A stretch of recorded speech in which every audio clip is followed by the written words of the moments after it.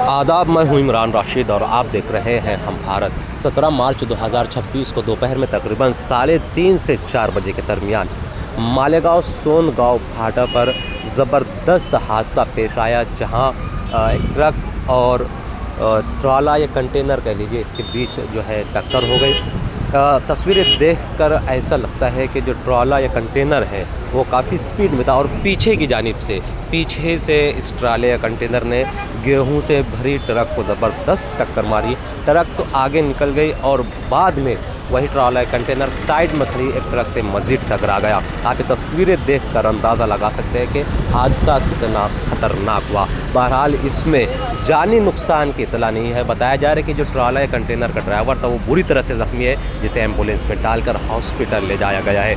आने के बाद मज़ीद तहकीकात होगी।